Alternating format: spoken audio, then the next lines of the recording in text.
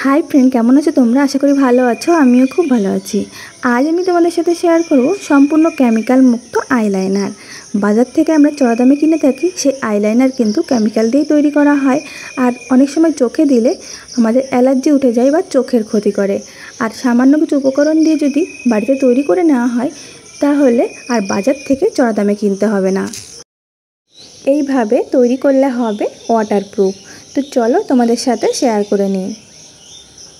Eyeliner তৈরির জন্য ফার্স্টে আমি কালি তৈরি করে নেব। নিয়েছি একটা মাটির প্রদীপ আর নিয়েছি কিছুটা তুলো, একটু চ্যাপ্টা করে তার মধ্যে নিয়ে নিলাম জোয়ান। এরপর আমি সলতে তৈরি করে নিচ্ছি। দিয়ে দেবো সরিষার তেল, তোমরা চাইলে ঘি ইউজ করতে পারো। যেহেতু আমি ঘরোয়া উপকরণ দিয়ে তৈরি করছি তাই আমি এখানে সরষের তেল ইউজ করছি, যা সবার বাড়িতেই থাকে।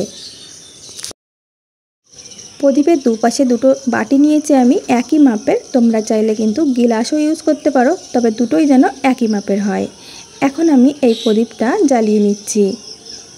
এরপর নিয়ে নিচ্ছি ছোট সাইজের একটা প্লেট। আমি এই প্রদীপের উপর এইভাবে উপুর করে দেব। তোমাদের কাছে প্লেট কিংবা থালা যে কোনো কিছুতেই কালি পাড়াতে পারো। 20 মিনিটের জন্য এইভাবেই রেখে দেব।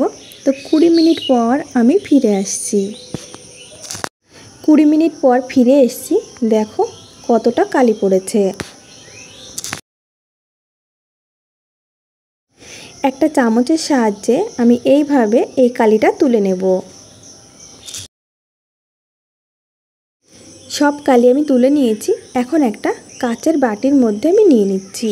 এই কালি যেহেতু দানা দানা ভাব আছে তাই চামচ দিয়ে আমি এইভাবে সেই দানাটা ভেঙে দিচ্ছি।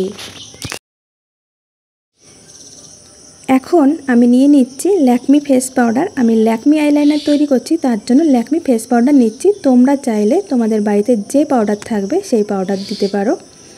কিছুটা দিয়ে দিলাম। এরপর আমি দিয়ে দেব অ্যালোভেরা জেল।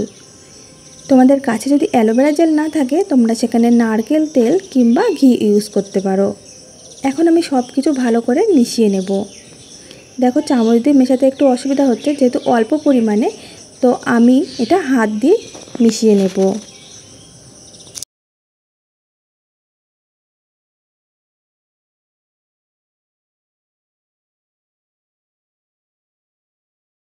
তৈরি হয়ে গেছে সম্পূর্ণ কেমিক্যাল মুক্ত আইলাইনার।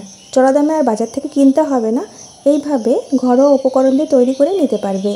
ছোট বড় সবাই চোখে দিতে পারবে, চোখের কোনো রকম প্রবলেম হবে না। আমি তোমাদের একটু হাতে দেখাচ্ছি, দেখো কতটা সুন্দর আইলাইনারটা তৈরি হয়েছে, একদম কালো। এরপর আমি শুকিয়ে যাওয়ার পরেও তোমাদের দেখাবো।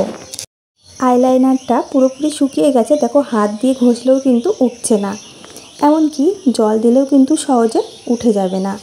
তো বন্ধুরা, তোমাদের কাছে এই আইলাইনার তৈরির পদ্ধতিটা কেমন লেগেছে? আশা করি ভালো লেগেছে। ভালো লাগলে লাইক, কমেন্ট এবং শেয়ার করে দিও।